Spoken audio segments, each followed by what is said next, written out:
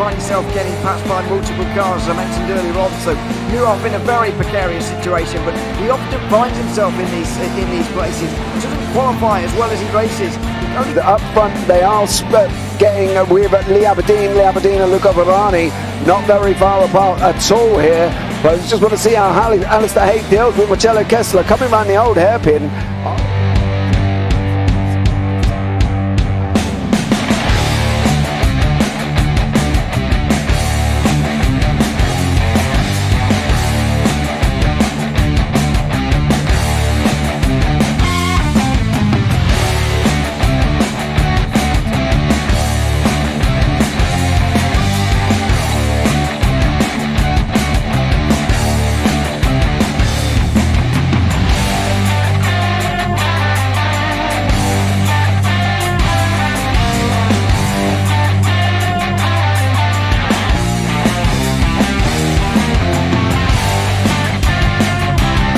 I would say it's not the best decision they've ever made, just not having done that under the safety car, really. Yeah, they're taking their pit stop strategies from Ferrari lately or something. What's going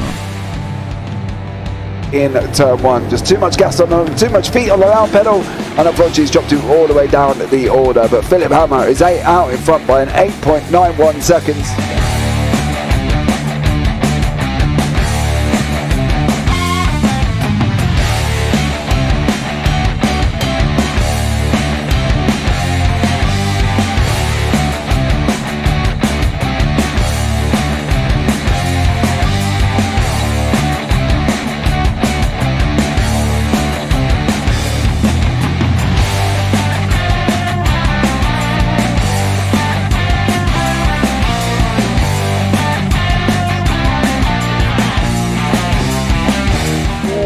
Dan Michael is a wall there, sir. And definitely doesn't want to be hitting that earlier on as well. Difficult, the understeer is in the dirty air through that final corner because it's such a long corner and you get dragged off into the grass very easily. He'll have the slipstream down towards the chicane. Peterson was briefly alongside, but that slipstream has saved him and kept him in third. Yeah, Varani now lost a little bit of time to Aberdeen, about half a second. Peterson is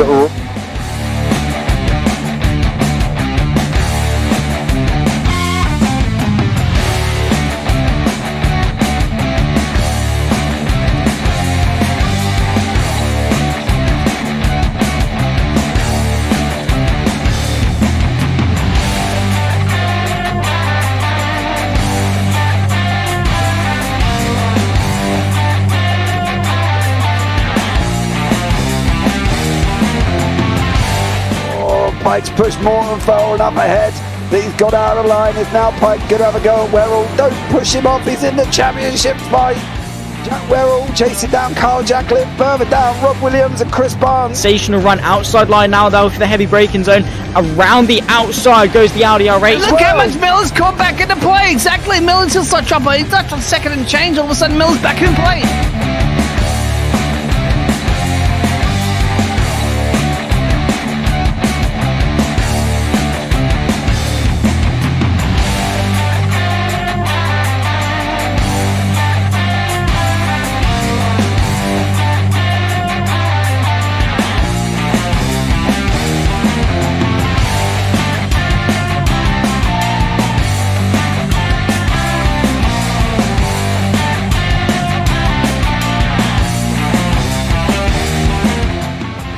Moving on to the back end of Phil Jocelyn. So there's been a lot of movers and shakers in this first 2 laps here for race. Absolutely serious racing league. Everybody's a lot of fun. Yeah, it's all about the entertainment. So I hope everybody is enjoying themselves out there in the chat. We know that Ron is been enjoying himself watching the Burger King machines off into the grass a little bit there as they're really bunching up now.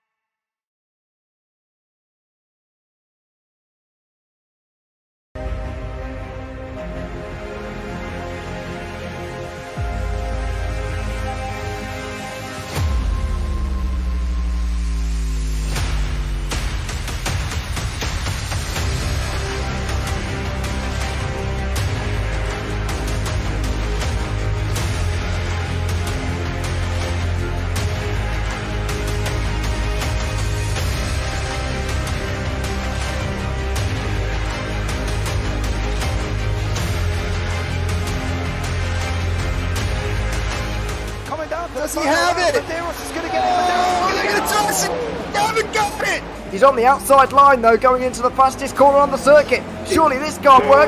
Dominic Ligner has got a sensational run outside line now though for the heavy braking zone. Around the outside goes the Audi R8. Look how much Miller's come back into play. Exactly. Miller's still start chopper. He's not on second and change. All of a sudden, Miller's back in play. Can Barry do it? Big Barry's going to do it. Big Barry!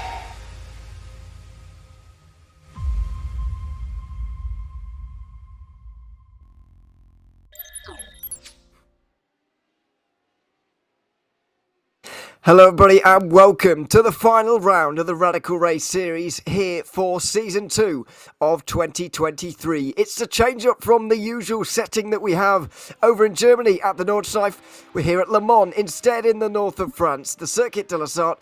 The final 2 races of this season, and once again, as has been so often in the last couple of seasons of this championship, it has been a championship decider at the end of our season as well, which we're very much looking forward to. Simon Edwards searching for his 6th title, John McCutcheon searching for his 2nd. My name is Ewan O'Leary, alongside James Parfitt here this evening. We're very much looking forward to this one, James. We very much enjoy these races on Thursday nights, and for the 2nd season in a row, we've got a championship finale involving Simon Edwards as well, and you'd have to say the odds are in his favour for him to repeat and take a 6th title. Yeah, it definitely is here as well. I think it's going to be an exciting one.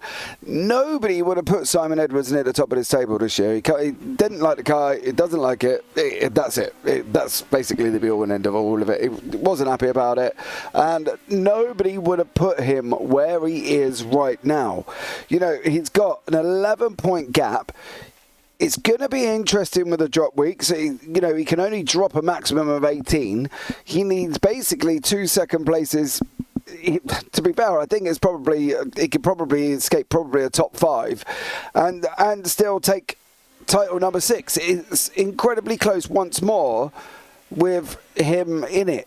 Do you know, and obviously with McCutcheon in there as well. Scottish spirit, never going to give up, but it's going to be a tough one.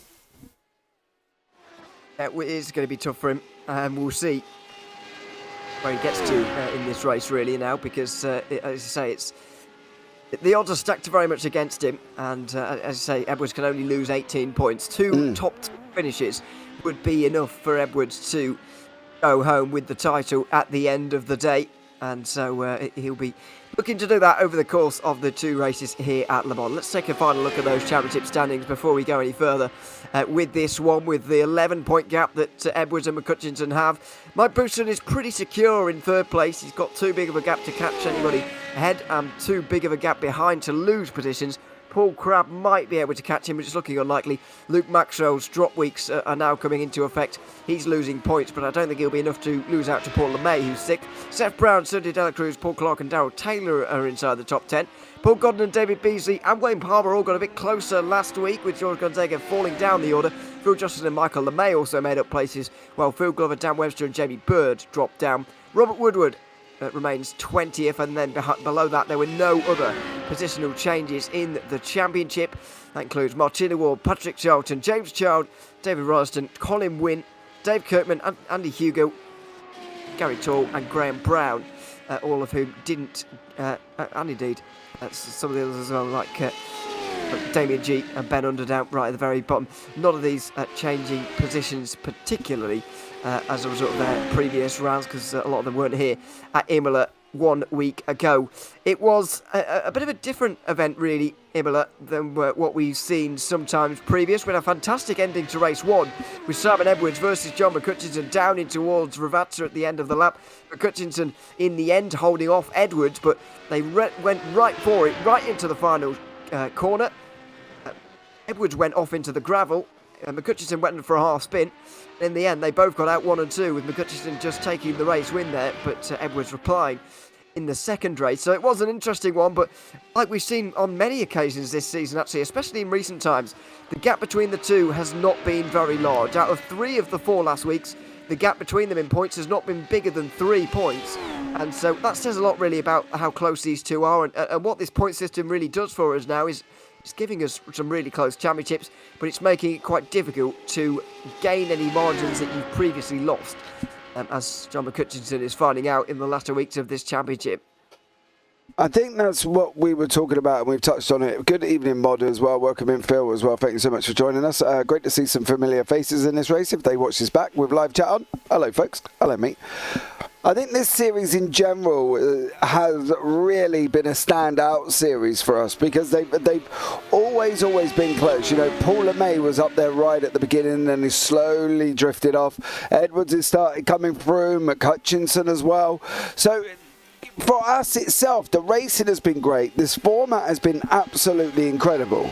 And I think the format itself has lended to the great racing that we've got, the great closeness that we've got as well, because the reverse grid thrown in just for good health as well has provided and has shown us that literally the racing coming out of a reverse grid, as we watch Edwards just go round there, he doesn't want to be doing that in the race, the reverse grid racing is absolutely incredible. We've had some great races this season. We have had some very entertaining ones indeed. At the reverse grids especially. Top 10 reversed, of course, and that doesn't benefit everybody, but it does mean that people still do race for something, especially at the back, which sometimes doesn't happen in reverse grid races. But that's going to be nearing the end of its second season, actually, now. We've been doing it for the entirety of 2023, but previously to that, it was just one race per evening, the usual radical distance in the official series.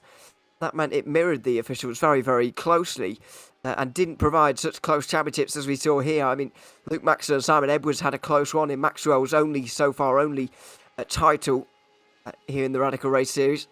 But Edwards is the only driver to have conquered both of the formats, and he might be able to continue that record by completing the set of 2 now for Sprint and Feature format seasons that we've had in the Radical Race Series. Long lap around here at Le Mans, of course, as well, and it is a big change to what we see at the Nordschleife. I mean, I often do complain, or sometimes do anyway, complain about the racing at the Nordschleife, that it's not that interesting because how difficult the circuit is.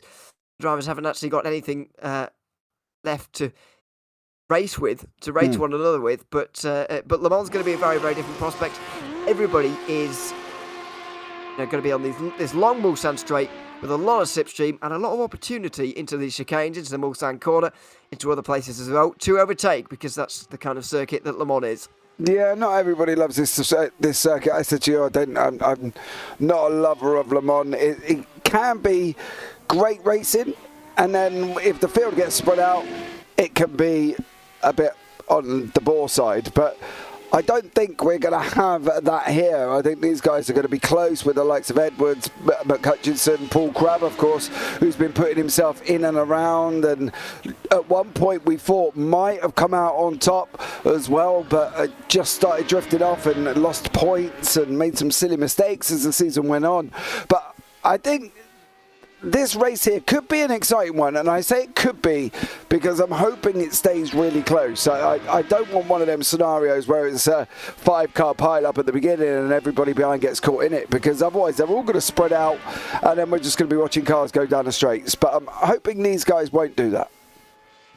Yeah, hoping that won't be the case. Interesting to see, actually, that everybody gets to do a very short outlap here at Le Mans. You get to enter your car just on the exit of the Porsche curves at the end of the lap, which means that you've got 12 minutes basically to do what you want here. We have, of course, had a change in qualifying format here for this round. It's now a 12-minute session, but you still only get 2 laps now. It's even reduced to what we saw previously. There were fears in the week that with a 10-minute session, you'd only actually get 1, maybe 2 flying laps, but clearly that has been all dealt with.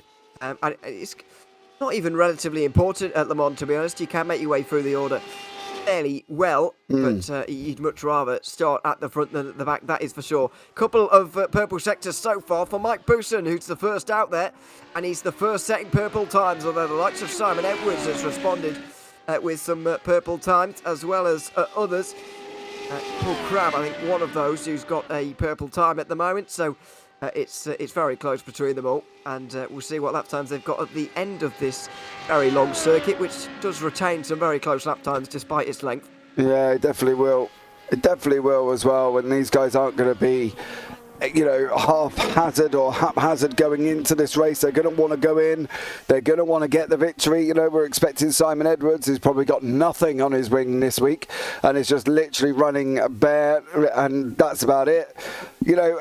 I think we had it previously where they were all just running the same and nobody really made a difference going into each other. I think at Bathurst, I think that's really showed predominantly going down the Conrad Straight where they were drafted and Edwards was still staying in front because everybody had zero wing and it was just going to be tough for all of them. Spa was another circuit as well, and I'm hoping that this does provide that draft, that action that we're so used to here as well for a season finale. I was surprised they went with Le Mans. I thought they might have picked a shorter, nippy track to sort of go to the end with. As you say, they've, everybody's had enough of Nords. They've been in Nords more times than anything. They've done it every at the end of every season as long as I've been here. And I think that's the thing. I don't know if I was more shocked by the fact that they went with Le Mans than I was expecting, I don't know, Alton or Brands or something short and nippy. But I'm hoping that the racing comes out of Le Mans and we can sit back and say that was actually a great night's racing considering the circuit we're on. I really enjoy Le Mans, I've got to say. Indeed, driving it, even though it can get a little bit boring, standing on the straight all the time. Moving quite fast on the straight, but not doing a whole lot on the straight, certainly. But the racing you get because of the slipstream, I think, is personally fantastic. And there are some great corners as well. Into the final section right now for Simon Edwards. He's through one of the best sections on the road. It's going to be Bousson who goes over the line first to set the benchmark, but Edwards is surely going to go faster, and he does up to the front. Crab goes into second place as well, but there are some purple times for some further back. John McCutchinson is going quite quickly here by the looks of things. And there's a number of purple sectors actually scattered right across the field here in this opening one. I think Paul Clark has got one of them, maybe Hezzy, at the moment. Yeah. Over the line he goes. Where's Paul Clark going to get to? Nowhere. He must have invalidated it, gone off track at some point. Jamie Bird's even got a purple sector, but John McCutcheon has as well. I don't think anybody's got more than one purple sector to their name, which is exceptionally odd. Yeah, it definitely is as well. And as we can see from John McCutchinson's livery there, he's brought out the famous Scottish livery that we know so well of his. He's brought it out back for this series. I'm expecting great things currently out of him himself. He's going to try and get a lap time on the board, and then he's probably going to have enough maybe for one more. I don't think he's going to get another one in as he's coming around that backside of the circuit. I think it's going to be interesting to see how determined he's going to be. I think he's going to try so hard. This is going to be the very end. It's going to be, he will not give up. He's not going to turn around and roll over. He's going to battle this right the way through till it's literally, it's like he said, until it's mathematically impossible that I can't win, I will go for it all the time. So it's going to be an exciting one. Yeah, he goes over the line right now and sets at the best time with just over half the session remaining. John McCutchinson goes to the top. A fantastic start for him. But yeah, he's always said, to be fair as well, he's never the biggest fan of working out the maths on the fly and trying to work out the race that way. He just wants to get his head down and win both races. And then if that's enough, then it is. And if not, then Edwards can have it, because he'll know that, of course, Simon has deserved it, but he will obviously want the title here as well. He's not one of those to really play games with the championship and the points and think, if Simon finishes here, where do I need to be? And all that kind of thing. He's very focused on his own race, and it's the fantastic start for him at the moment. It does seem that Mike Busson's had a good start to this lap as well, but Simon Edwards is not going that quickly. No purple sectors so far, and even an orange one in there as well, which is especially not good news, because that means he's not even doing a personal best at the moment on this second lap, which is really not ideal. But Busson's going decently. Needs quite a lot of time, though, to retake that pole position. Yeah, he's coming in through Indianapolis now on the way on the short run down to Arnage, the right-hander, which will lead him through 21-22. And, nope, don't want to tidy up that exit. Down into 23, into the Porsche curves there. Edwards has still got 2 yellows on the board. Phil Glover's got greens going across the board as well, but it is going to be Mike Busson who's going to be the first one of the second laps to go across the line first. Then we're going to have Crabb, Edwards, Glover, and then Darrell Taylor with the first 2 very, very, very close together. Paul Crabb doesn't get a green either. And let's see what Buson can do now. Coming around 28 and 29. It's going to be an exciting one.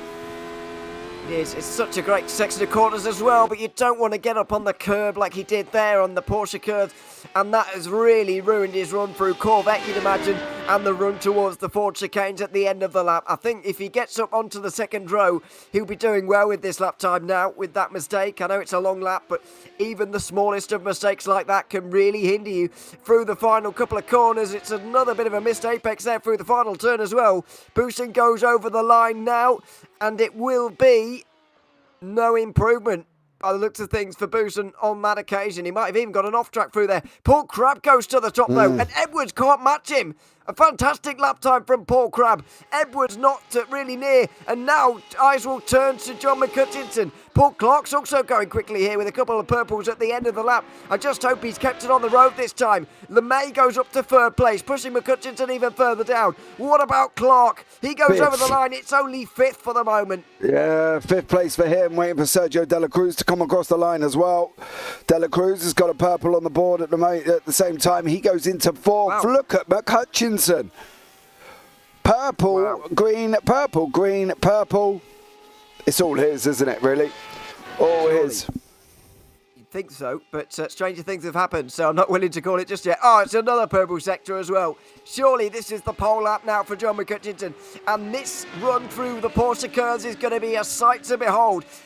Throwing it through the right hand, and then the two lefts with the wall ever closer with each year to you on the right hand side, then the slightly longer right hander that just loops around, making you wait to get onto the throttle, and then a case of not getting on it too early out of Corvette as well. He doesn't take any risks with the off track, doesn't want that on the exit of Corvette to maybe put an end to this pole position lap. It's really close at the top of the standings at the moment, with 5 drivers separated by 7 tenths. But I think McCutcheon is about to make it very unclose here out the final corner. Over the line he'll go now, and it's going to be pole for John McCutcheon. It's not quite as big of a margin as I was expecting, actually, but he's still comfortable over the rest of the field. And at the end of a couple of laps and an exciting qualifying session, John McCutcheon has done exactly what he needed to in that qualifying session. 9 tenths of a second quicker than the rest. Yeah, absolutely flying. Evening, James and Ewan. Good evening, everyone. Hope you're well as well. Simon Edwards down in third place. Crabb in second. LeMay fourth. Cruz fifth. That was a sight to behold there for what McCutcheon pulled out as well. He got no fewer than 4 purple sectors in 1, 3, 5 and 6, with 7 going to Paul Crabb, and believe it or not, Sergio De La Cruz took sector 2 there as well, and he absolutely buried that. I think he knew once he'd got past the first 4 sectors that he was up, he was never going to lose that. I think it was just unbelievable driving there from John McCutcheon, and as we said, he's going to go for it till the end. He absolutely is. And with the closeness of the rest of the field as well, to be fair, the next 5 drivers separated by 1.7 seconds. The next 4 separated by 6 tenths of a second. There's definitely possibility there for Edwards to lose places, which is what McCutcheon needs, really. He needs the help of others to get ahead of his championship rival, take points away from him, and that's how he's going to win this title here today. And with all the battling at Le Mans, it very much could be possible. So the fact that everybody is quite so close is going to be a huge help to John McCutcheon in his quest for this title. But then again, the fact that it's close also means that he'll be under more pressure as well. So you've got to wonder whether it really benefits either of them if everybody's just in more battling. Yeah, I think that's the interesting thing as well, is whether or not McCutcheon likes being in that scenario where he's going to be out front and he's going to be chased. In the championship, he's the one doing the chasing. In this one, Edwards is doing the chasing. So it's who's got the call ahead to make past that traffic, to make past, be able to get past and get on and not make mistakes and not panic and think, oh my God, I'm down here, I'm here, I need to be here. It's going to be interesting. I think from Edwards' point of view, he's just got to stay calm. But the grid is on your screen. Let's have a look at it then. John McCutcheon doing all he can, starting from pole position here alongside Paul Crabb. who he's trying to join in being a two-time winner of this championship. Simon Edwards is alongside Paul LeMay with Sergio De La Cruz and Paul Clark on row 3. Mike Bousson slightly further down than you'd maybe expect to see him alongside George Gonzaga, who's looking for a top 10 in this championship overall. Michael LeMay and James Child round out the top 10 with Darryl Taylor and Phil Glover on row 6. Then it's Robert Woodward, Paul Godden and Jamie Bird, who didn't actually set a lap time in the end due to off-tracks in qualifying for him. He'll be starting from the back. But at the front, it's John McCutcheon, who's trying to take this title away from Simon Edwards, who will also be starting in the same line as him, out there in third position instead. There's Paul Crabb, a two-time champion. McCutcheon trying to join him in that accolade. Plus, we've got plenty of other champions up and down the order as well, including 5 of them for Edwards, trying to make that 6 by the end of tonight. All the odds are currently going in his favour, but will they be after the first race here this evening? The sprint and feature format making its final appearance here this season. In the first season, it has been used in every single round. Round 12 of the Radical Race Series here for season 2 is underway now. It's a good start for John McCutcheon, fairly equal with Crabb, but Edwards has had a barnstormer. He gets up to second place immediately. The two protagonists immediately 1 and 2 going into turn 1 on this opening lap. It's LeMay behind with a big dive from Crabb on the inside of Bousson, goes around the outside of him in towards the chicane, and there goes Crabb. A good qualifying, immediately goes down the drain. Yeah, Crabb was the first one to buckle really in this race. He went for it early and, he didn't go anywhere off the start. He left himself a big old job to try and do after that, and he just got too much pressure on him and just bounced the curb, tried to fight his way back, and has spun the curb off there as well. And unfortunately for him, it's done and dusted for Paul Crabb. He's now all the way down in 14th place. I've got this horrible feeling that he may have affected Michael LeMay here. He's gone round. He comes back round. I believe Michael LeMay is going to be... Oh, he's not. He's got past. But something also happened to Michael LeMay at the same time, and he went off as well. Though obviously... Oh, there we go. That's how he's done that. Oh... I knew he was going to smack the wall there from the moment he went off. It's very, very close down there. And so you're going to do well to avoid it, to be honest. Already the games begin. The slipstream's so important. McCutcheon trying to break it. Needs to be careful with this kind of thing, but Edwards is going to follow him all the way.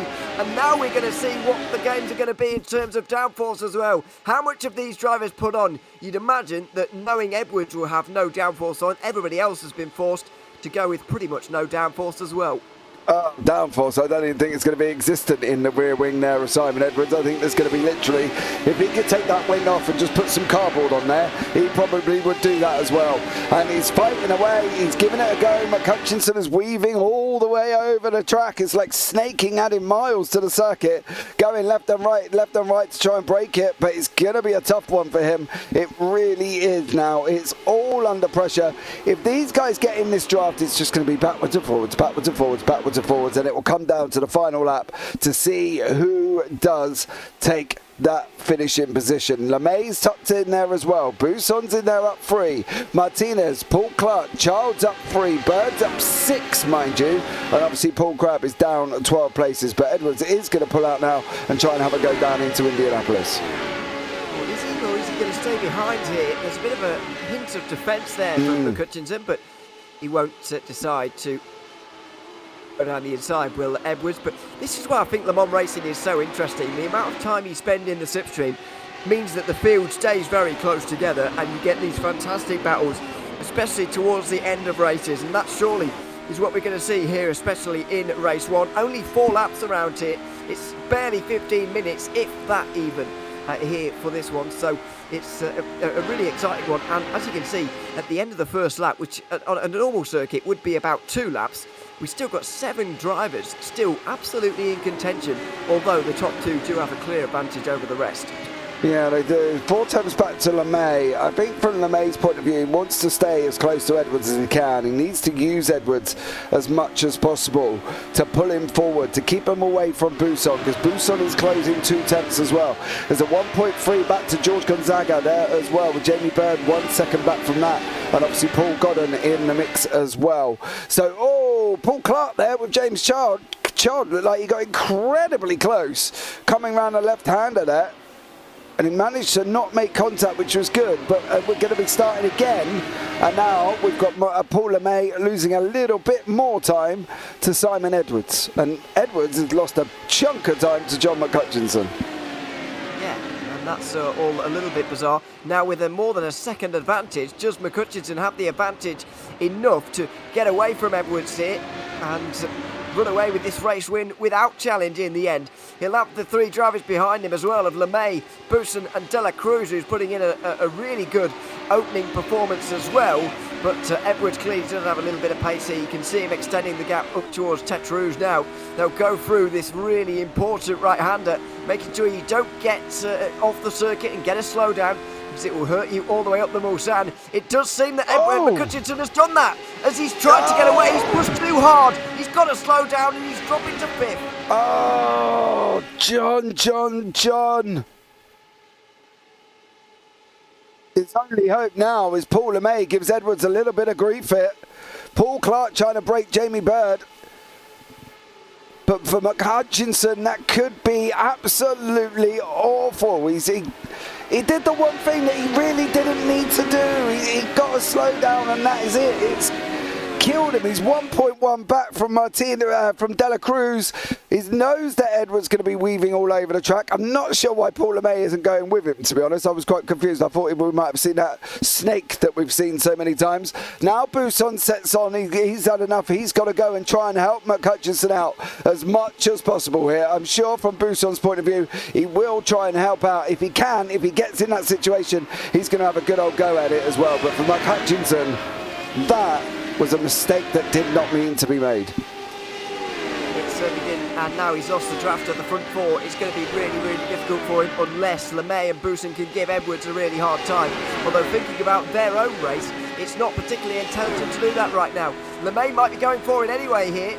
I think he's very close. He's looking towards the outside but won't do it. Edwards can break really late in towards Mulsanne as well, which is a big advantage to him. And now he's got the opportunity to get away from the rest. McHutchinson will get back into the slipstream again with that little bit of performance under braking. But Edwards is still at the front, and that's really not going to be helpful. We are going to get a first view, though, as to just how easy it is to overtake around here, if it does at all. Because so far we haven't seen too much battling at the front, as you'd expect. But now with McHutchinson where he is, he has to start battling with people. He's got to start going now. Clark and also Child here, battling it out side by side. Clark's gone through again. They have swapped backwards and forwards, mind you.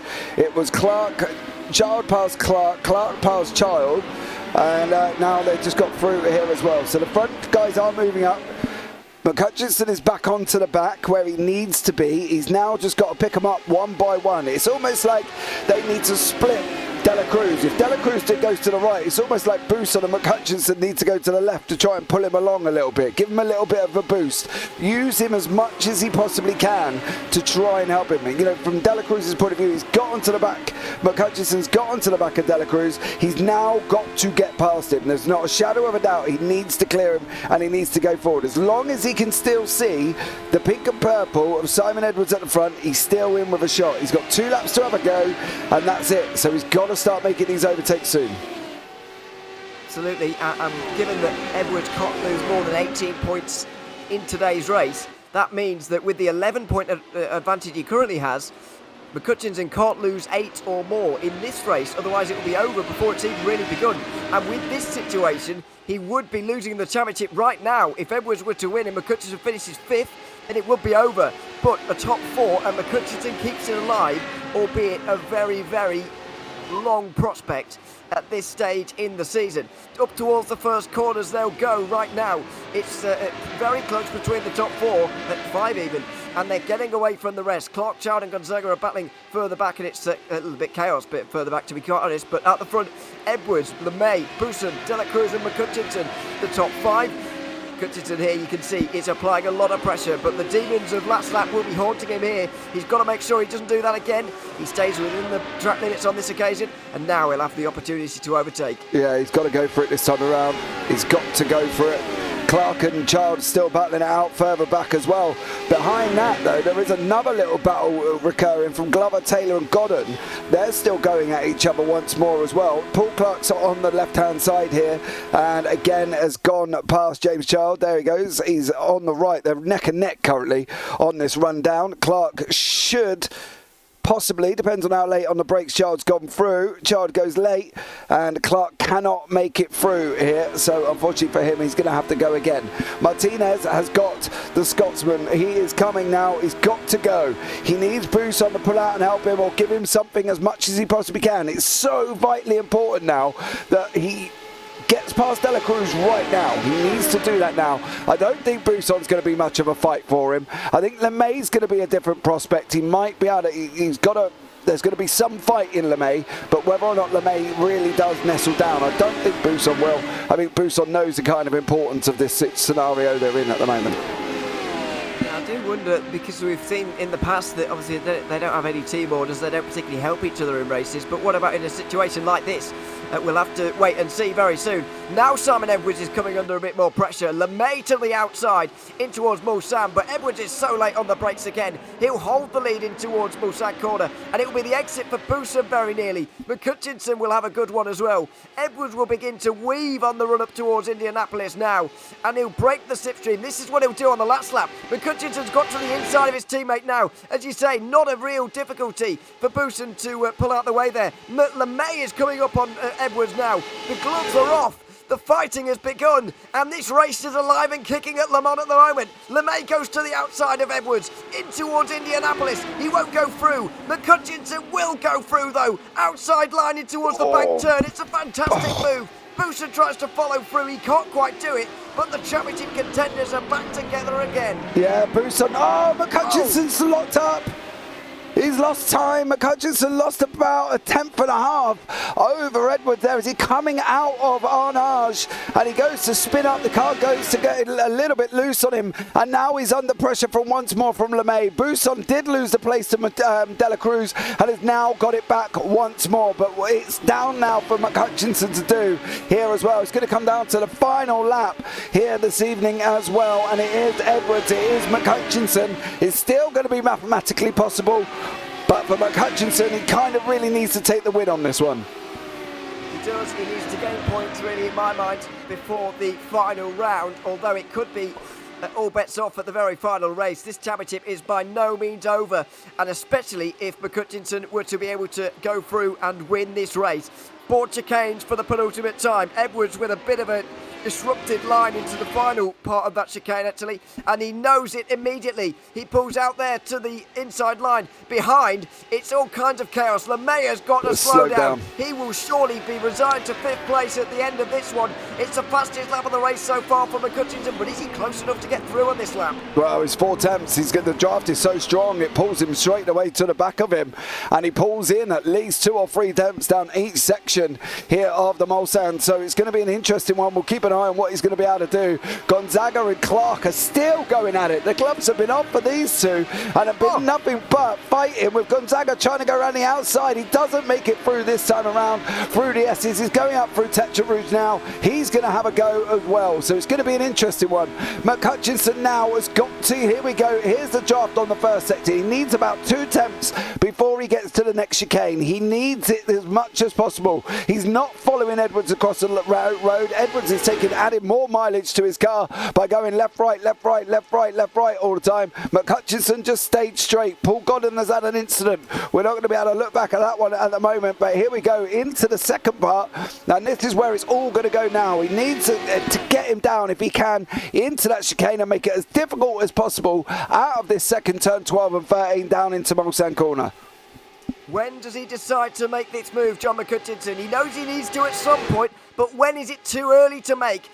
Through the middle of the road goes Edwards. McCutchinson decides to wait for now. I wonder whether it will be Mulsanne corner or will it be Indianapolis? Will it even be the Porsche curves on this final lap? Because there is a case at Le Mans where you get through too early and you give the opportunity for your opponent to come back at you, as we're about to see in this lap before. Oh, contact LeMay. Paul Clark is mixing out with Gonzaga now, but it is all about where these guys are going to go on the final lap of the race. Edwards is weaving. McHutchinson's just staying straight. He's not following him across the track, which I'm quite surprised about. He isn't. But he's not going to make it this time into Porsche curves. He's going to look for the exit, I think, and try and get him down into Indianapolis. Let's see if the exit's good enough. They've both absolutely committed through there, through Mulsanne corner, but McHutchinson has got a good run. Edwards decides not to weave around. He's not as close as he could be, though, is McHutchinson, but it might not be of any importance, really. Here he comes now. There's no joking about this one. He pulls to the outside line here on the very last lap, and he will go through, surely.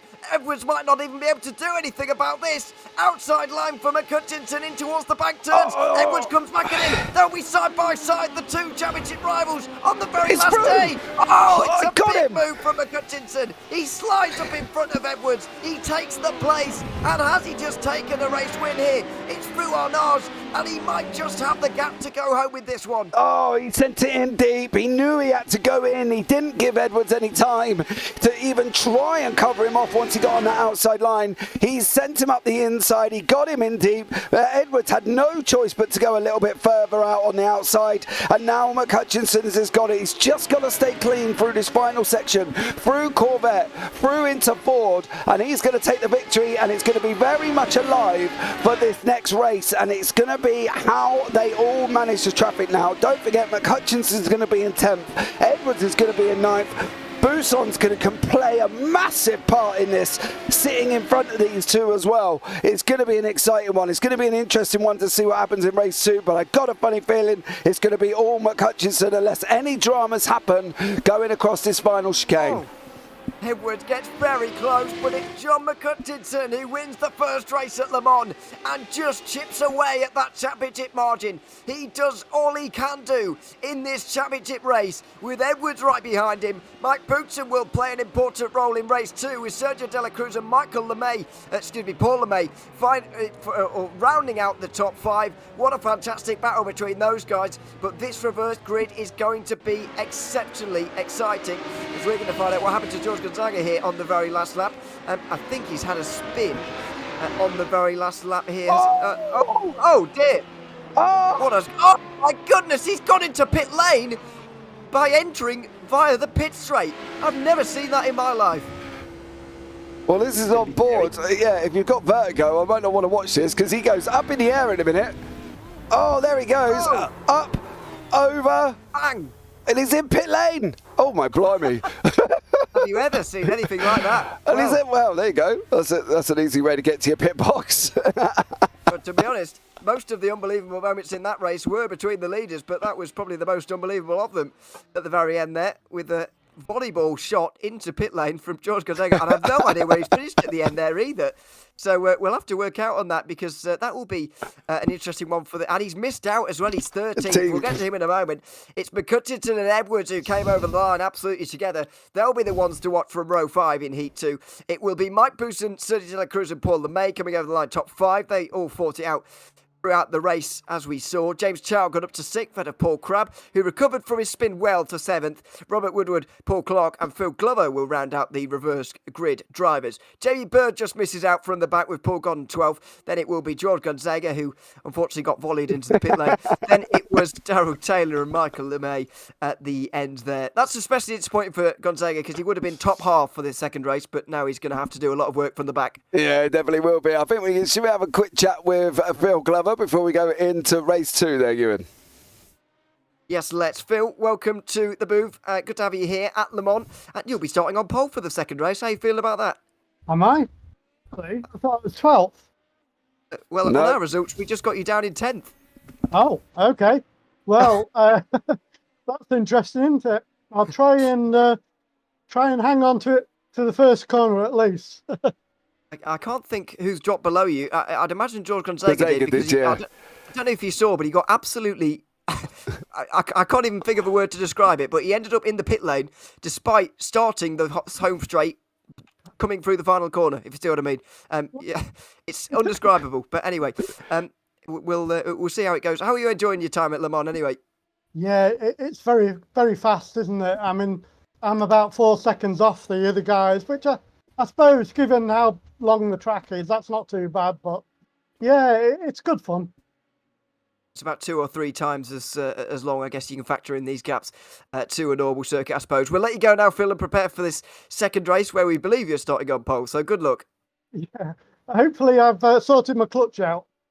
Let's hope so. Thanks very much, Phil Glover there. Cheers, bye. Hopefully on the front row for this second race. We're about to find out whether we are correct indeed, because Heath believes that he ended that race in 12th. He will indeed be starting from pole with Paul Clark. Robert Woodward and Paul Crabb will be on the second row, and Paul Crabb is going to be one to watch in this race. James Child and Paul LeMay will be on row 3 with Sergio Dela Cruz and Mike Bousson, Simon Edwards and John McCutcheon from row 5. The championship contenders in there: Jamie Byrne, Paul Goddard, followed by George Gonzaga, Darrell Taylor and Michael LeMay, the 15 drivers. Very much looking forward to this one, James. The final race of the Radical Race Series season, and there's a championship on the line again. Yeah, there definitely is coming into the final one. My fear is the repeats of last season when Clark and McCutcheon, they've got to do it again. But let's hope it doesn't affect it. But there's the lights. Here we go then, for the final time in the Radical Race Series for Season 2 of 2023. We are underway at Le Mans. It's Phil Glover from the front, but a great start from Robert Woodward through the middle. Paul Clark can't do anything about that from the inside either, as Paul Crabb tries to come up on these guys as well, up towards the inside. The championship contenders are really squashed in the middle of this. It's Simon Edwards with the better start as they go up towards the first chicane. Clark and Woodward have gone. Edwards is involved in it. He's definitely had contact, and McCutcheon's gotten through a little cleaner. He's up to 4th place already on the back of Phil Glover, who started this race in first. Simon Edwards may have damage on the front end. Oh, he's got a lot of it. He got a lot of damage there as well, with Paul Clark and Darrell Taylor having that coming together. McCutcheon is making moves now. He's clearing them one at a time. He's just about to clear James Child, and on the back of that is Phil Glover sitting in second place at the moment. But look at Edwards' car. It's beat. He's beat up, he's smashed up, and he's lost a chunk of time. I think he's going to be losing even more here at a very draft speed heavy circuit, and he just hasn't got it at the moment. You've got McCutcheon doing 166, Edwards doing 161. He's losing 5 miles an hour over these boys, with Paul Crabb, Mike Bousson behind him as well. It's possible Edwards could finish dead last here if everybody else uses this draft to catch up to him. Well, Robert Woodward's not going to finish in front of him, unfortunately, because here's a retirement after the opening lap. It was contact between himself and Paul Clark in towards turn 1 that started this all off. Let's have a look at it. It's side by side between these two in towards turn 1, and Paul Clark, I'm afraid, doesn't give the space to Robert Woodward in my mind. It's unfortunate for Crabb and Edwards in particular, who got caught up in that one, but in my mind, Paul Clark simply didn't give enough space on the inside of turn 1. Edwards is losing places. He's losing places. He's lost to LeMay. He lost to Clark. I've got a funny feeling he could even lose to Taylor and Goddard here, and he could end up all the way down in no further than about 13th. Bousson looks like he's carrying damage at the same time. I don't think he's hitting top speed either, so it could be a fight between Bousson and Edwards at the back of the field here. But it is Bird and Child. They're 3 wide going down now. This one's going to be exciting here as well, running down into Mulsanne they go, and it is Child with Bird, then Child, then Gonzaga, and Edwards has gone down. He's even lost a place to Paul Darrell Taylor, so unfortunately he's going down further here as well. It's going to be an interesting one. It's going to be a difficult one. It's going to be interesting to see where the points end up after this. It certainly is, with the position that John McCutcheon is currently in. Simon Edwards needs to be in 4th. That doesn't look like it's going to happen at the moment by any means. It's nearly 3 wide for 4th place, incidentally, with James Child, Jamie Bird and George Gonzaga, who's already up 7 places on one of the most chaotic opening laps we've had all season, and it comes at the very, very end. In towards Arnars they come now. What drama we've seen here, but what a disappointment it must be for Simon Edwards right now, knowing there's very little he can do. He might even be considering a pit stop at the end of this lap. Yeah, he's losing 6 miles an hour or 5 miles an hour between these guys. He's not even getting up to 160 at the moment either. He's on 155. Paul Goddard is going 162. He's putting in 7 miles an hour quicker than Simon Edwards here, and unfortunately it looks like Edwards could be further down behind Paul Goddard by the end of this lap, if not by the beginning of the next one. He is losing a chunk of time. That damage is really affecting him. All he can do now is hope that there's incidents further up, as Darrell Taylor and Paul LeMay. LeMay's trying to squeeze through on the inside here. Is is he going to make this work as well? He's not currently at the moment, but Paul Clark was at the front of that and he started it all off, and then it was just chaos after that with Darrell Taylor involved, Paul Crabb, Robert Woodward, and unfortunately for Edwards, he went into the side of it, he had nowhere to go, and now he's struggling as well. So it's unfortunate for Edwards currently at the moment. From John McHutchinson's point of view, 2.2 seconds back to Phil Glover, with McHutchinson chasing down Sergio De La Cruz currently at the moment, but it is all going wrong for what was going to be the 6th-time champion.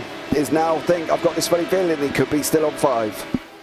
Yep, I think so. John McHutchinson is very close to a race lead, even with Sergio De La Cruz just up in front of him as well. It's very, very close between them. Battle for 3rd place is going on at the moment with Phil Glover just at the front of the train and everybody else following on behind. There's Glover at the front. It's Child, Bird, Gonzaga, LeMay, Taylor, Clark, the other LeMay, Edwards and Godden, and Booston as well, all involved. Paul Crabb's probably going to catch up. It's a fantastic battle as they're side by side for the lead, incidentally. John McHutchinson's going through, he's going into the lead, and surely he's going into championship winning position as well. Down the inside he goes into the first chicane. There's no point wasting any time. He goes to the front, and surely this is now in his hands. Yeah, Godden's got Edwards. Edwards is further down in 12th now. He didn't go into the pits, he decided to stay out. And I don't know if that was a good idea or if it was a bad idea, but unfortunately for him, it's left him 5 miles an hour. You can see it here.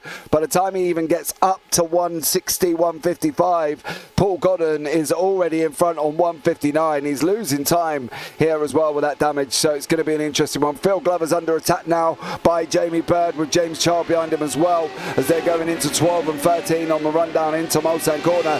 But it is McHutchinson out in front with Sergio De La Cruz sitting behind him here at the moment. From McHutchinson's point of view, I think he's going to be sitting in that car saying, please don't do anything silly here, because he's going to want to take that win. But where Edwards is at the moment, is it really as an essential situation that he's going to put himself in a horrible position? That's going to be the problem. Absolutely, it's side by side in towards Mulsanne Corner, as you can see for those further behind. But with 12th place at the moment, John McHutchinson still needs to be inside the top 4, and with a crash, with a mistake, that will be very, very easy to lose in this group at the moment, so he won't be taking any risk at all. He knows that a first or second will be good enough, and so he's going side by side now with Sergio De La Cruz. De La Cruz trying to take the position away from McHutchinson in the very way that the driver alongside him did take that lead in the first one. Side by side they'll go in towards the back corner. It's the high line from John McHutchinson, and he takes the lead once again. De La Cruz has to fall in behind, and surely now McHutchinson will be able to run away with this, because we can't forget his pace in qualifying, as Jamie Bird fires down the inside too much in towards Arnott, and he drops way back. Yeah, he goes all the way down the order. I don't think it's going to be very hard for him to be able to clear Edwards. You can see Edwards has got damage on the front and damage on the back, that V shape of that radical, and I think Bird should be able to get that one back as well. But Gonzaga and McHutchinson still close together. Child is just trying to get clear past Gonzaga at the moment, running around the outside. He has made that position stick as well. LeMay's trying to have a go at the same time here. Gonzaga runs a very wide line, leaves the door open to LeMay. LeMay manages to basically avoid that and stay where he is. McHutchinson 6/10 currently out in front at the moment, and it looks like, could it all be done? Could it all be done by the end of this race? Well, I guess all of it's going to be done at the end of this race. It's a title decider, I suppose, but yeah. Well, yeah, all right, I'll give you that one. That's fair enough. It's an observation. Oh dear, George Gardega's gone way off there, I'm afraid, at 4 chicanes, goes over the tarmac, and surely he'll have a slow down now. He'll pull right to the inside to make sure he doesn't get in anyone else's way, and he's back with Clark again, who did hit him at the end of that race. Well, Gonzaga slowed down on the racing line, to be fair, so Clark didn't have much choice, as it's side by side now between himself and LeMay, Michael LeMay that is, just behind Paul. He goes to the outside, but way too deep, and Clark loses it now as well. Oh dear, and Simon Edwards' day goes from bad to worse. He makes more contact, now down to 10th place, but even a little bit more damage to add on top. Yeah, his car's going to end up, he's losing bits of this SRA all over the track currently at the moment. Paul Clark is, well, I'm not sure. I think Clark's having a bit of a bad one currently at the moment. If we're ever going to see a bad race from him, this is definitely it at the moment. Turn 1's incident didn't leave the door open. Robert Woodward sent it out the inside and he closed down on him. Then he spins and now he's just made contact again with Simon Edwards. I think he's going to get past him, but I don't think it's going to be, there's not going to be a wave on the way through. Let's just put it that way. And I don't think it's going to be on Edwards' Christmas card list. Oh, that was late on the brakes from Phil Glover as he tried to hold on to 4th place. Gonzaga goes down the inside of Taylor as well, so that's another place for him. And there goes Clark on Edwards in towards the first chicane for another position. It's so heartbreaking though for Simon Edwards, really. It's such a helpless feeling because around a circuit like this you need the straight line speed as much as possible. He's gaining in the corners on all of these guys and he'd probably have the pace to maybe be where he needs to at this stage, but with the straight line speed the way it is, he just can't get there. It's 3 wide very nearly in towards the second chicane here as James Child tries to go through. Glover goes a bit too deep there and Paul LeMay should be able to get through on the exit maybe. They make a bit of contact and they're still close out the corner. Looks like Edwards has lost a place to Crab as well, and he's going to lose that place to Bird. The terminology of his frogging a dead horse here, I think that's the problem. He's losing so much speed currently at the moment. He's just getting eaten on the line. Jamie Bird is now going to go and have him as well. And it's such a shame for Edwards. They're caught up in that turn 1 incident with Clark and Woodward and Taylor, and unfortunately now it's really affected his car. His car is just losing pace left, right and centre here all at the same time, and Edwards is just going backwards faster than he's going forwards. McHutchinson and Dela Cruz are still fighting out at the front. Dela Cruz is keeping McHutchinson honest but not wanting to get involved. I don't think there's going to be any crazy dives from Dela Cruz. I think he would not want to risk the wrath of the Scotsman, shall we say, here as well. And it's just, I think that battle is going to be McHutchinson will just take that one. Child and Glover obviously still battling away with Paul LeMay, and Gonzaga has got Taylor and Godden and Michael LeMay behind him as well. So there's a couple of pockets of battles as Paul goes in deep and spins it round in a circle.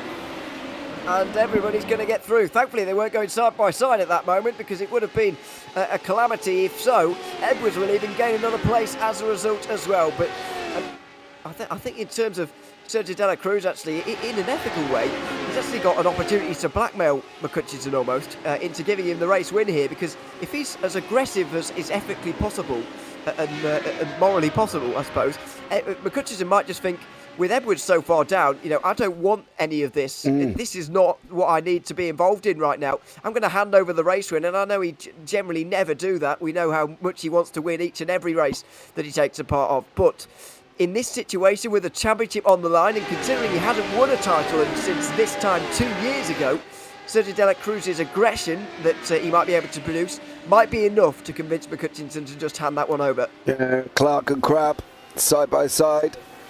Clark going across there. LeMay has cleared Edwards once more. Not sure. Oh, Crab getting all out of shape going around the final chicane. He manages to hold on, stays in front of Edwards. Where is Buson? Well, Buson's a long way back. He's not really going to affect a lot at the moment, being that far away. But however, Crab and Edwards could, but I don't think Edwards got well, we know he hasn't got the straight line speed to even compete with Paul Crab. If Paul Crab is up to full speed, Edwards is just going to lose places, and even with the draft, he ain't going to be able to stay with him, unfortunately for him as well. With these two cars in front, you can see the gap he's lost already. He's out at 4/10. He's losing more here as well, and it's just a sorry sight to see a 5-time champion drive a car that clearly has got damage and clearly hasn't got any oomph to it whatsoever. If there's anyone he's going to catch on straight line speed, it will be Paul Crab, because he was caught up in the same incident, let's not forget, but by no means to the same degree, as you can see visually from the damage. So they'll get away, they'll get out the slipstream, and Simon Edwards will be consigned to a lonely race. But the only hope he's got to hold out here in a very dark tunnel is the fact that McHutchinson would only win the title if he's in the top 4. And that's still a very good result and a difficult one to achieve. Now, I know the gap is about 15 seconds back now to Darrell Taylor, who would need to overtake McHutchinson at this stage. But, it's not a huge mistake out of the realms of possibility here for McHutchinson to lose it all, because he still needs a pretty good finishing position. Yeah, I think we're hopeful of a situation here, because I don't think that situation is going to happen. I don't think McCutcheon will put himself in. I think once he's got out in front, he's out in front. As we can see, Gonzaga under attack from Michael LeMay. Darryl Taylor in front of him as well. Michael LeMay has gone through. Gonzaga's come back. They're side by side. They've gone again. Crabb and Clark have stayed where they are. And you can just see the pace difference. Look how much Edwards has lost. He's lost 3.5 seconds down the 2 straights of the Mulsanne, and is just... it's just not good. I don't know if maybe taking a pit stop might have been best for him to even consider going for it again here and try once more. But Michael LeMay is having another battle here with Jamie Bird. Bird's got up the inside of him and Gonzaga and has taken 2 for 1. Absolutely. I did miscalculate a little bit, actually. McCutcheon still needs a top 2 here to take this title.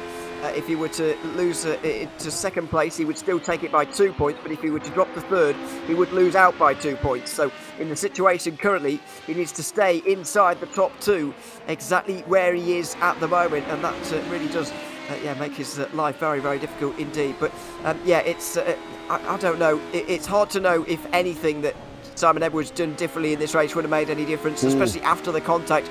It's hard to predict that lap 1 kind of contact that there was, so we can't be too harsh on him at all for any of that. And I don't think we could be too harsh on him for not pitting, or if he decided to pit. I don't think we could be too harsh in that situation either, because I don't think there's a right answer to this at the moment. If he pits, of course, he's going to lose about half a minute. He'll be way behind these guys, but with a fast car. The way he is right now, he's with these guys, but with a slow car, and I don't think either of those positions makes any difference in the situation he's currently in. Yeah, he's 4.7 seconds back from Crabb. Crabb's obviously chasing down Clark here. We know how hard it is to clear Paul Clark at the best of times, let alone when they're racing for position. So it's always going to be a tough one. 16.5 minutes remaining. They've got about 3 laps here left to go of this racetrack, so it's going to be an interesting one. But this is Clark and Crabb. Then we've got Godden, LeMay and Gonzaga and Bird, and then Taylor as well in front. He's battling away, trying to get out of the slipstream of Jamie Bird. McCutcheon has just done the fastest lap on the race, a 3:48.36. So it's currently absolutely flying out the front there as well, and it is tough, because I suppose from our point of view at the time when Edwards, he had to go a whole lap with this problem. By the end of the first lap, he was still involved in it. Could he have pitted and lost less time at the end of turn 1?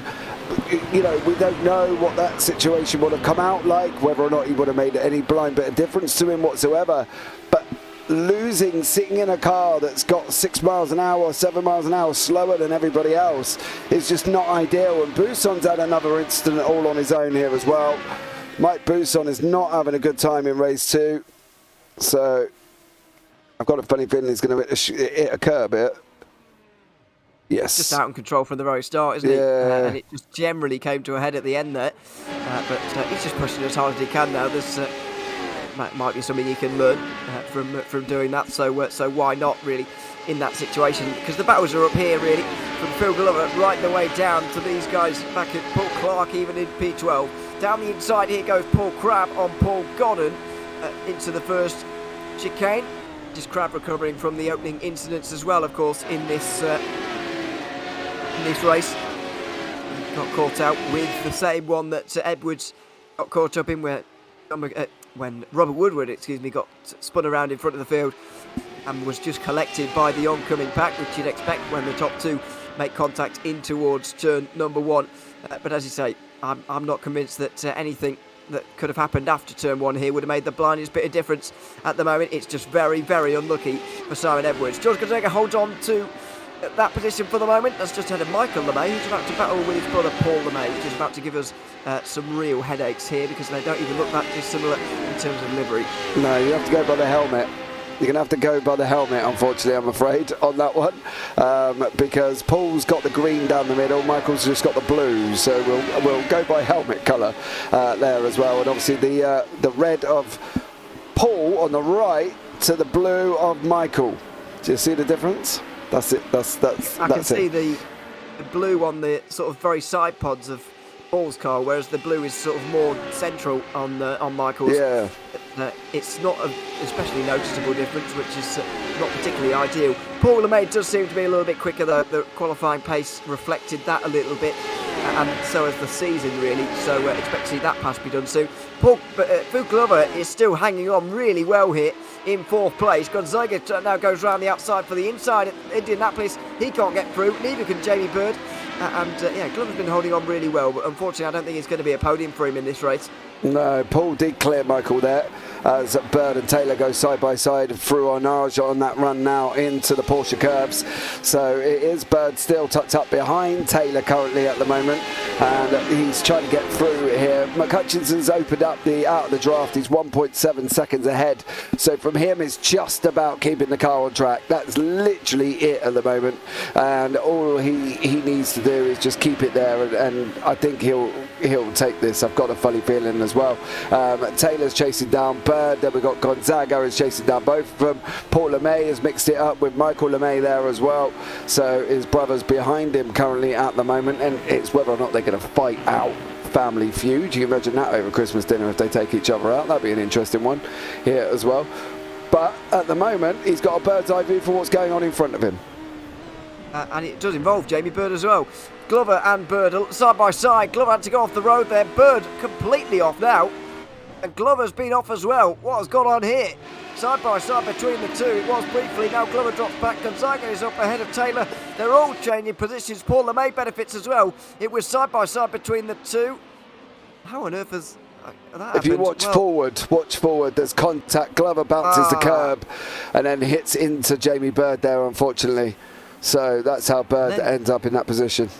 Then Glover fires into the final chicane, distracted certainly by the incident that he's just had, and loses a load of places as well. That's a difficult one there because Bird, in my opinion, didn't give Glover quite enough room there through the first part of that chicane, and so Glover's stuck on the inside. There's not a whole lot he can do really in that situation. So I don't know if that's anything more than a racing incident really.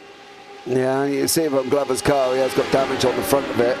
He's another man as well. Hopefully it's not affected him. 158, 159. If he can get 160, he's definitely going faster than Simon Edwards anyway. So he's doing 163 at the moment, with Crab doing 162, 63. So he's not, hasn't affected his times. You see up front, Paul LeMay has made that move past Gonzaga. Taylor as well lost the positions in that one. He's up 8, mind you, is Darrell Taylor, but currently sitting down in 6th overall, battling away with Gonzaga. It's a nice little battle this in this little mid-pack, especially with McHutchinson out in front. It's been very entertaining. Neither of the championship contenders involved, and so given it's the last race of the season, there's a last day of school feel about this battle because it's just chaos. Gonzaga now is trying to get through on Taylor and LeMay all at once through the middle here. I think we're 3 wide possibly in towards, maybe not actually. Gonzaga goes around the outside of Taylor, and that's all that it was in a big LeMay sandwich with double filling at the moment, which is looking pretty tasty. But Paul LeMay is at the front and might well start to drive away now. For all of the fantastic battling we've seen now over the last 5.5, 6 laps in this group, I think it's now finally dispersing, and Le Mans is finally going to just quieten down. But it doesn't seem that that's too eagerly the case here. Gonzaga and Taylor still very close behind. Battle for 4th place still very much on, and LeMay went pretty wide into Mulsanne corner there as well. Yeah, he made a mistake there. Gonzaga's now tucked up right behind him. Is 1/10 back at the moment on that run down into Indianapolis they go.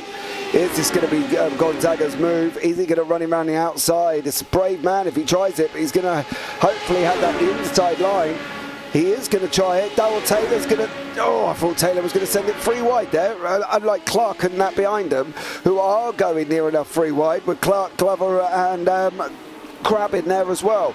Crab's now going to try it. Oh, he gets past Glover, but doesn't clear Clark this time around, as Gonzaga and LeMay are still going at it here on lap 6. They are. It's fantastic battling, and this is why Le Mans is so fantastic for a championship finale for any point in the season. It is just great battling from start to finish. Gonzaga very close to LeMay again in towards the Porsche curves. Excuse me, this time on the outside, on the way in. It's a long way round though, even though you do get the inside for the next 2 corners. It's just too difficult of a task. Crab goes through on Paul Clark, who's off the road in towards the Porsche curves, and he's gone way off into the gravel as well. He'll get back on in 11th place, and that'll be all fine. But you can be sure there was contact between them. Oh, that's a difficult one to call there, because it's when you make contact at that sort of speed, the consequences are bound to be high. Yeah, definitely such a tough one to call on that one, because Clark will come in. I don't know. I'm sure Crab could have been any further to the inside, really. So I think it's a very simple. It's not quite as obvious as the one into turn one, but I think again Clark has turned in a bit too early there. Yeah, I think he's got to ease up on his turn-ins. He's leaving a big old the V vortex of terror there going into the corners, and I think that's what's causing him a problem, because he takes that natural wide berth in to try and open it up, and unfortunately leaves the door open, which puts the person behind with so much confusion that they're going to go for it, but then he turns in, and it's a difficult one. Not an ideal line. He's done it for most of the season, to be honest, and he's done that wide in-berth into the corner, and it's always difficult because it does almost perceive that he's leaving the door open, so others make that dive up the inside and he comes across on it. So it's difficult one, probably not ideal scenario and not a way to be taking the corners here, Ewan, but that's how it is, and I think Gonzaga's got to slow down here. Yeah. He's doing all right. He lost the place, didn't he, to LeMay?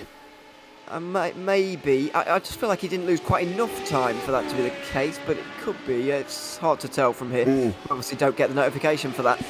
Final lap, though, as you say, and this is the real only group we have remaining. 7 laps, pretty much the perfect feet to length for the end of this season now, because pretty much at the end of the allocated laps, we are starting to see the battles just wind down a little bit as this season comes to a close as well. McCutcheon has more than 20 seconds over the positions that he needs to clinch this title. As long as James Child doesn't get it past him on this last lap, he will be champion. Yeah, I can't see that happening. I think McCutcheon has gone out, he's battled and he's done what he needs to do. Mike Busson's called it a day. That's partly because he did this here for Busson at that corner again. Yeah, I think a day could be done here, sir. I think he does another one straight after and just calls it a day. He's had enough. There's Mike. So there we go. Job done for him for the season. Fair enough as well. 14th place in the day. And still, just a quick word on Mike Busson. 3rd place in the championship is still a very respectable finish. Yeah, definitely. You know, he was unfortunate again. It's really hard because obviously, as much as we love Mike and we love what he stands for and we wish to see him winning, it's just not. I mean, it's just another season without a win. So yeah, tough for him here as well as Gonzaga, Taylor and LeMay. Still battling out down to the final few corners. Through Indianapolis they go, and they are still battling, but it is. I'm keeping an eye on McCutcheon. Look at that. Down the inside. And there's contact now. LeMay goes around. Gonzaga knows that he's made a mistake, and his brother, Michael LeMay, is going to go through everyone here. Well, LeMay's going to wait for an ideal opportunity to get back. Isn't he? And Clark goes up and over. That's the end of Clark's race. He'll be disqualified. And Edwards will gain about 3 places here, I think, at the very end, but it won't matter. This is what all happened into our NOS. Clark made his own mistake. He gets hit, and I think he's been disqualified for incident limit there. But either way, coming through the final couple of corners is John McCutcheon to do the double again, and he will be a Radical Race Series champion for the 2nd time. 2 years after his last title, he's done it again. He's broken Simon Edwards' streak, and he is champion once more. Sergio De La Cruz behind, and James Child will round off the podium as well. A fantastic end to the season with drama and twists and turns right to the very end. Yeah, Edwards can sniff an opportunity. Can he get any positions here from being completely out of all of them to now having an opportunity to be able to get to at least a couple if he can? I don't think he's going to be able to. I don't think he's going to have the pace to get past these guys. He's still trying. Still trying down to the very end here is Edwards. He's praying that maybe Paul LeMay makes a mistake, and he doesn't. And Edwards stays where he is in 12th place.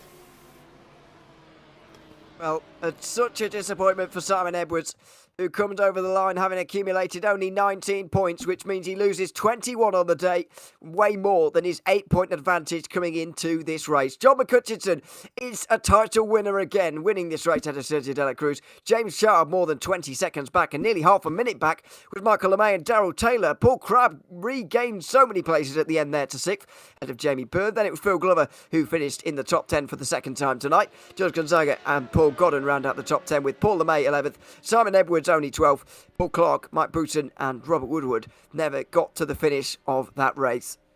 Yeah.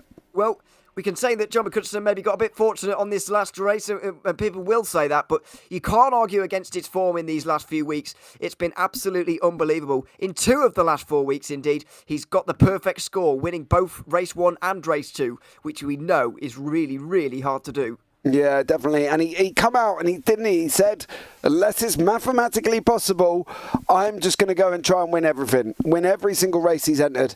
And he did it. And he managed to keep it. And now he's reaping the rewards. And I'm trying to keep an eye on the scores. I'm pretty sure we're right. I don't think we're wrong that he is the champion. But I just want to make entirely sure, that because that was the last thing we want to do is be announcing that somebody's the champion and they're not. But we think we are correct. Yeah. I've got him winning by 7 points, and we'll see if he agrees with us as well by bringing him in to the booth as well. John McCutcheon, welcome in to the booth. Very pleased to have you here. A race win on 2 occasions here tonight, and a championship win as well.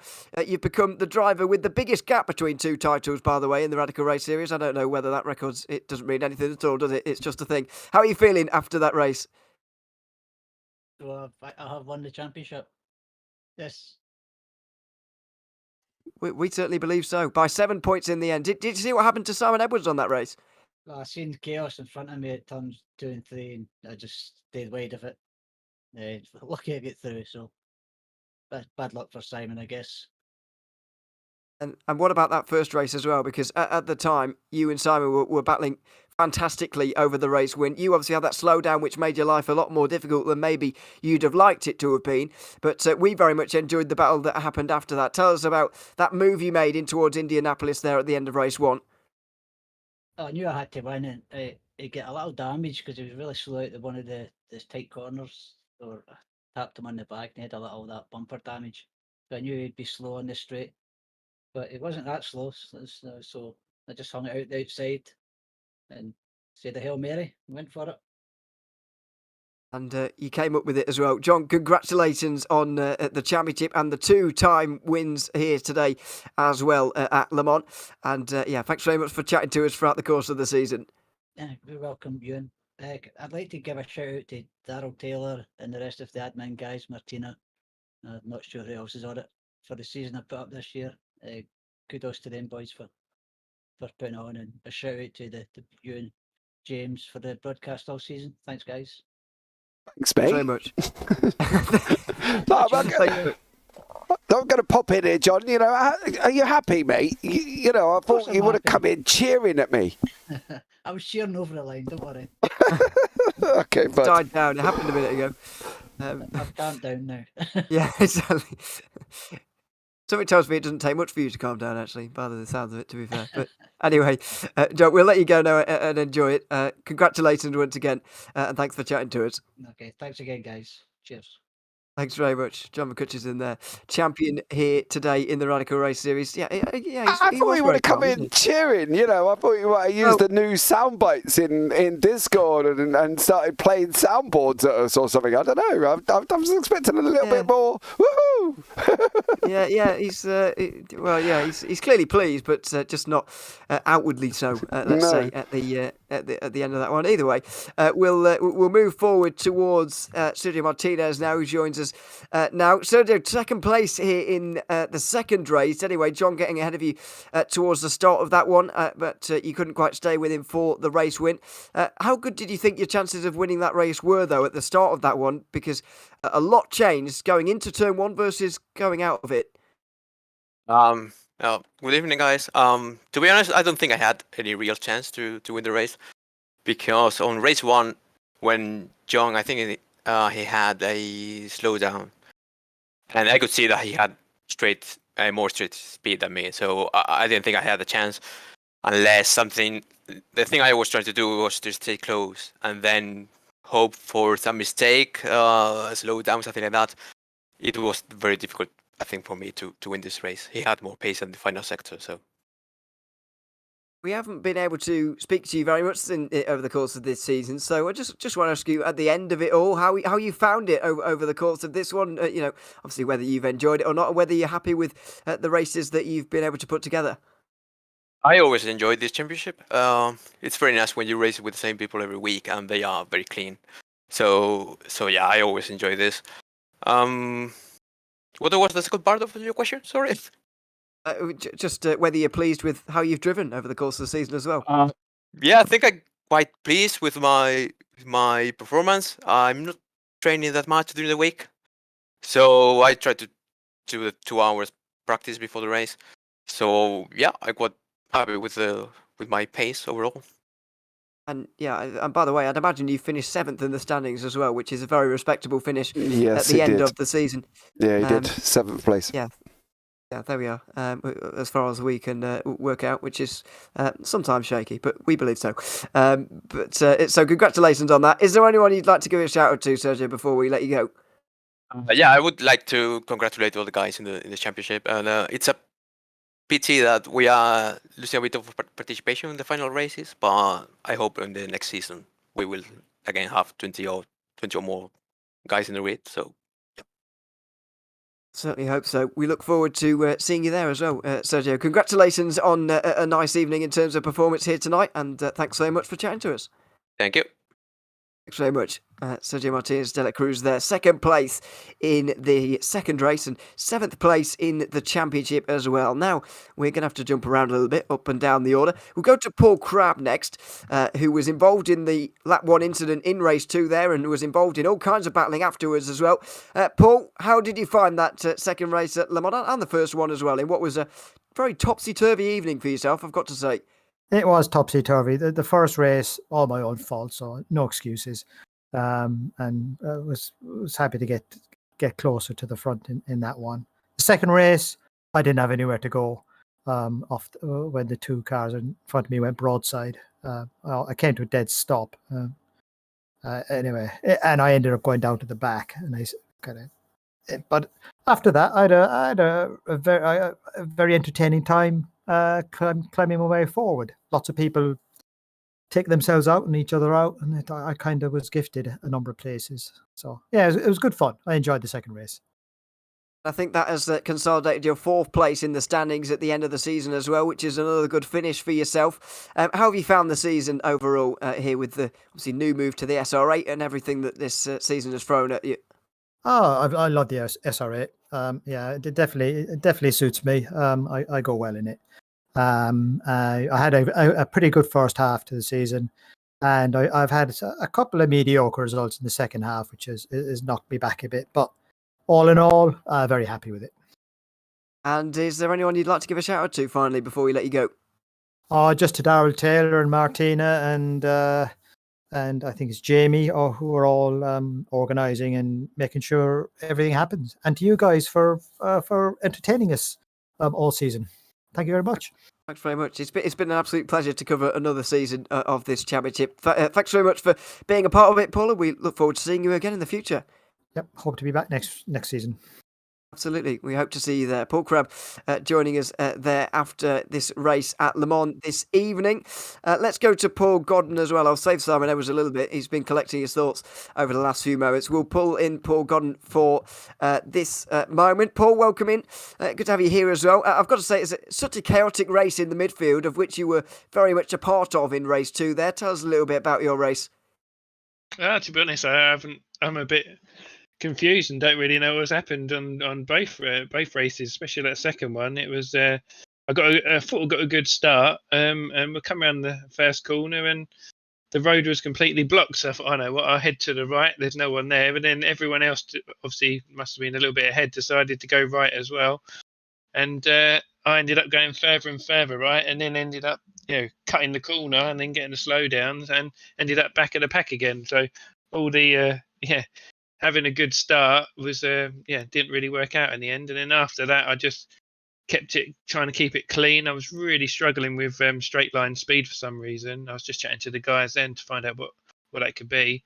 And then I was just like a sitting duck, really. I was just going backwards, and then I did a couple of good battles with a few people that are having a bit of issues.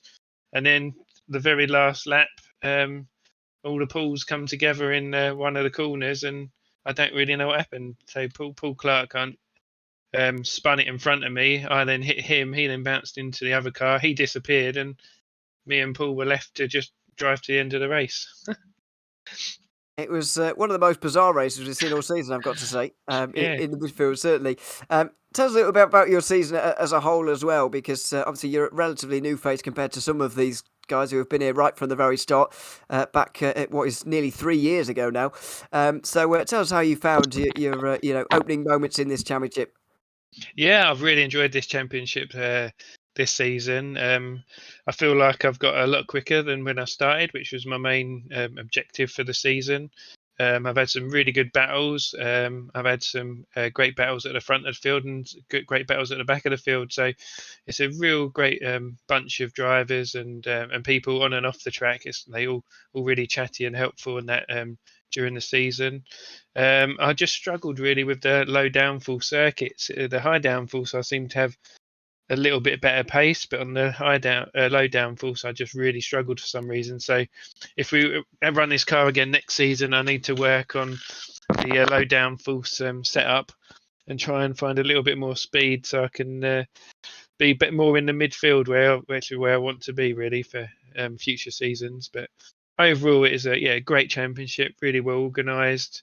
And I'm really pleased to be part of it as a driver and also as a series sponsor. And with that as well, I'm going to be making some really nice trophies for the top three. So I'll be contacting them in the coming days to sort all that out and make something really cool for them, which they hopefully haven't got before. Yeah, absolutely. And with that in mind, is there anyone you'd like to give a shout out to before we let you go for the season? Yeah, you and James again for the broadcast. It's great to watch it back, and you seem to capture all the action front and back of the field, which is great for everyone. Obviously, the admin team for putting in all the hard work behind the scenes, because I know at the beginning of the season it was a bit hit and miss with the car issues we had. And then lastly to the drivers and for making it a great season, and I hope they've all enjoyed it as much as I have, and hope to see them all in next season as well. Absolutely. We look forward to having you back, Paul. Thanks very much for chatting to us this evening, and we'll see you next season. Yeah, thank you very much. Thanks very much, Paul Godden, there chatting to us after the race at Le Mans. We've still got a couple more to go, by the way. We'll go with Phil Glover, who it was in the top 10 for the second time in two races in the second one there. Phil, starting from the front is obviously always very difficult, very hard work in the reverse grid especially, but made even harder by all the chaos that happened at turn one. Just tell us about what you saw through there and the opening laps as well. I don't really remember anything about turn one, to be honest. I remember that my clutch didn't let me down and I didn't get a bad start. I remember John coming past me down the straight. I don't know whether it was on the second lap or the first lap. And then all I could remember is sort of trying to hold on to third. And I think I was probably holding on to third till about, I don't know, for at least 3 or 4 laps. And then you might be able to tell me, but I think it was Jamie on one of the corners overtook me, and I think we just came together a little bit, and then I don't know, about 3 or 4 people went past me at that point. But yeah, quite enjoyed it really. Yeah, it was very enjoyable to watch. Certainly, you were involved in a lot of the action that we were watching and enjoying throughout that one. Tell us about your season as well here, Philly. Are you pleased with the season as a whole and how it's gone? Well, I always enjoy it, which is, I know I say that every week, but that's the main thing. I think next season, I mean, reflecting on this season, I've made quite a few changes, had a few problems. I had 2 races last week where basically I had to go into the pits because my clutch wasn't set up right. So I've had a bit of bad luck as well. But Now I've got new pedals. I'm starting to get used to those. I'm hoping next year or next season might be a little bit stronger for me, but I don't know whereabouts will I have been in the championship. Probably midway somewhere now, I think. Well, let's have a look for you at the moment. Coming into It's today, certainly 14th. you were. He's You 14th. think 14th? Yeah, he was. Yeah, I'll say 14th. that About it's 30-ish. it's very close around there, so I'll go with that. Yeah, that seems correct. So yeah, a decent result for yourself, certainly. Phil, is there anyone you'd like to give a shout out to before we let you go for the season? Well, I'd just like to ask you guys whether how have you found the season this time around? Oh yeah, very much enjoyed it. I think the move to the sprint and feature format has been a very good one in terms of entertainment. At the aspect of things that we obviously enjoy here up in the booth, and the fact that we don't have the endurance races this season has meant that the championship has been a lot closer as well, or a little bit less complicated. Let's say I know it was a little bit complicated with the drop weeks, but last season was absolutely something else. This season wasn't quite so bad, so that was a positive as well. I don't know if you've taken anything else away from this season, James. No, I fully enjoyed it. I don't think I've ever stood up so much commentating, to be honest. I was up on my feet again during that race. And there's been a few races where I've been stood up. I love this sprint and feature setup. I think it's been absolutely amazing. I think it provided some great racing, great close championship, and one to look forward to for next season if they go the same way. I think, to be honest, all the drivers have done exceptional, even with the fact that, we've only had 15 cars tonight, and it was still full on from the very beginning. And I think that's what this season's been all about. Yeah, I think what I like, because obviously I'm lower down in the grid, what I like about the opportunity to try and get on the front of the grid is it gives you a little bit chance of finishing mid-pack generally, I suppose, for somebody like me. But it also teaches you a little bit of racecraft and also knowing when to give up the fight. I know you had a thing about that before, but there's no point in causing problems for somebody who's clearly a lot faster than you. So yeah, it teaches you quite a bit lower down the grid, I think. Absolutely, it's been great having you here once again, Phil, this season, and we look forward to seeing you for the next. Thanks for chatting to us. Yeah, absolutely. Looking forward to it. Take care, guys. Thanks very much. Phil Glover chatting to us there once again at the end of the season. Normally that rounds off our interviews, but that won't be the case here this week. We can now bring in Simon Edwards to the booth, who unfortunately has lost the championship at the final round here. Simon, welcome in. Good to have you here, but not under such circumstances, I suppose. Tell us how you're feeling after that second race tonight. I'm okay. John's done well. It was going to be take a chance, either of us really there in that second race, starting from behind. I thought I'd last longer than the second corner though, but yeah, it is what it is. We've all had bad luck and good luck, and John's deserved the championship this season. He's driven consistently and got some good wins, and he snuck that win off me on the first race as well. Yeah. It was a good battle, actually, from a neutral's perspective. Certainly, we were enjoying it. But as we're just seeing the replay now, there's not a whole lot you could have done about the contact made on lap one and whatever. We were obviously talking at length about the damage. Just how frustrating was it to drive with that level of damage? Irrespective of what's on the line here in this race, it's got to be very frustrating to drive with that level of damage in any race, surely. Yeah, I mean, even if I was in a close draft, it wouldn't pull me along. So, yeah, it's really frustrating because the cars are mechanically all right. I could still drive it round the corners as fast, but it's so crippling not to have... I was barely getting into sixth gear. So, yeah, it was frustrating. I was just staying in the race to see if there was a big accident that might take 4 cars out. And I thought I might be able to sneak a place or two at the end there, but they wouldn't let me pass. So... yeah, it is what it is. I'm not too mad. Absolutely. So there we are. I'm glad you're taking it so graciously as well. But I didn't expect anything less. Is there anything or anyone, or well, I suppose anything, anyone you'd like to give a shout out to before we let you go? I'll give a shout out to poor Mike, who was unsighted behind me in that second race. I'm sure I think he feels bad. He PM'd me. There's nothing really to feel bad about. I'd slowed down, given myself some choices, but I'm sure he was immediately behind me, so he wouldn't have been able to see what was going on. So yeah, and then I went flying into 3 people. So yeah, so poor old Mike. I'll give a shout out to him. There we are. Simon, thanks for joining us, even under the circumstances, and we look forward to seeing you back next season. Yeah, thank you, and congrats on the broadcast this season. It's been great to watch back.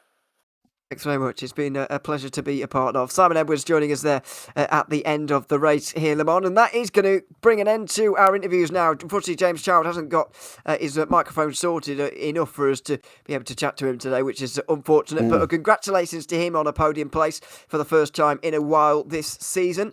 And hopefully we'll see him back in season 3 of 2023 as well. But high drama right at the end here, James. It was thoroughly enjoyable to watch, but John McCutcheon, the champion at the end. Yeah, definitely, and well deserved there as well. I want to touch on James Child, what he's put actually. He's put, sorry guys, no mic set up. If you see this, thanks to all Daryl and all for the great racing. Awesome streaming this season as always. And if I'm allowed to shout out, can it be for my lad Austin? So welcome Austin there. Big shout out from Dad, who's watching tonight and is massively excited to be going to Le Mans next week. So they're off to Le Mans. Absolutely amazing there as well. But there you go. Austin, big shout out to you. I think John was the worthy champion and he had some bad luck last season. It didn't happen this season. He's done an incredible race. Full determination from the Scotsman. He come out, he said it, I'm just going to keep winning until it was mathematically impossible. And that's what he did. He just won it and got it done in the final race. So well done to him. Absolutely incredible. We do have good news, guys, as well. Myself and Ewan will return on the 15th of June, where we will start season 3 of 2023. So there you go. We will be back again in 2 weeks' time. Yeah, and make sure you tune in again here on the JPB YouTube channel. I know week 13 is coming up and iRacing almost comes to a complete halt, doesn't it, sometimes? But we do still have broadcasts going on, albeit a few less than usual. If you subscribe and turn on the notification bells, you'll hear a lot more of those notifications in about a week and a half's time, when week 1 of the iRacing schedule kicks off for season 3, and it'll be chaos on this channel, but in a good way. There'll be lots of racing going on, so make sure you tune in for that. But that's going to do it for our broadcast here this evening. A big thanks to everyone who's watched the Radical Race series over the course of the season. It's been another absolute classic with another title decider, a championship coming down to the very final race. John McCutcheon, your champion for the second time in the Radical Race series. He will be looking to defend that crown when we return in 2 weeks' time. Until we see you then, from me, Ewan O'Leary, and James Parfitt alongside me, it's goodbye for now.